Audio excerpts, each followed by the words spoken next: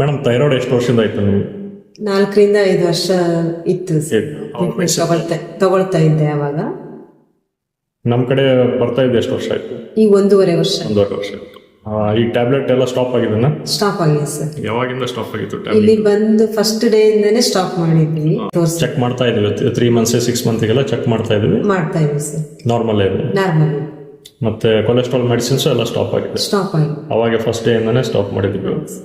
Okay. ಮತ್ತೆ ಏನ್ ತೊಂದರೆ ಅಂತ ಬಂದಿದ್ರಿ ನಿಮಗೆ? ಫಸ್ಟ್ ಕಾಲ್ ನೋವು ಸಿಕ್ಕಾಪಟ್ಟೆ ಇತ್ತು, ಮತ್ತೆ ಇಡೀ ಬಾಡಿ ಫುಲ್ ಸ್ವೆಲ್ಲಿಂಗ್ ಇತ್ತು. ಓಕೆ. ಆ ಕಾಲ್ ನೋವೆಲ್ಲ ಎಷ್ಟು ವರ್ಷದಿಂದ ಆಯ್ತು ನಿಮ್ದು? ಅದು 3-4 ವರ್ಷದಿಂದನೂ ಇತ್ತು ಸರ್. ಓಕೆ. ಈಗ ಕಾಲ್ ನೋವು ಇದೆನಾ? ಇಲ್ಲ ಸರ್.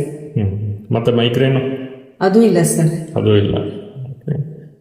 ಶುಗರ್ ಮೆಡಿಸಿನ್ಸ್ ಎಲ್ಲ ಸ್ಟಾಪ್ ಆಗಿದೆ. ಆಯುರ್ವೇದದಲ್ಲಿ ಶುಗರ್ ಮೆಡಿಸಿನ್ ಸ್ವಲ್ಪ ಸ್ಟಾರ್ಟ್ ಇದೆ, ನಡೀತಾ ಇದೆ ಟ್ರೀಟ್ಮೆಂಟ್.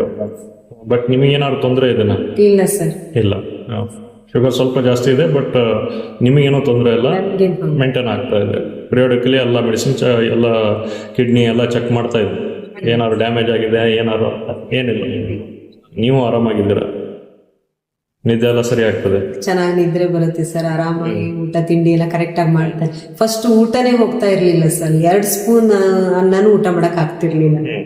ಈಗ ಹಶ್ವೆಲ್ಲ ಸರಿ ಆಗ್ತಾ ಇದೆ. ಊಟನೂ ಊಟ ಚೆನ್ನಾಗಿ ಮಾಡ್ತಾ ಇದ್ರೆ. ಈ ಪಥ್ಯ ಫುಲ್ ಪಥ್ಯ ಮೇಲೆ ಇದ್ದೀರಾ ಅಥವಾ ಎಲ್ಲ ತಿಂತಾ ಇದ್ದೀರಾ? ಮಿಕ್ಸ್ ಆಗಿದೆ ಸರ್. ಮಿಕ್ಸ್ ಆಗಿದೆ. ಬಟ್ ಹೇಗೆ ತಿನ್ಬೇಕು, ಹೆಂಗ್ ತಿನ್ಬೇಕು ಅನ್ನೋದನ್ನ ಕಲ್ತಿದ್ದೀರಾ. ಸೊ ಹಾಗಾಗಿ ಮೇಂಟೈನ್ ಆಗಿದ್ದೀರಾ.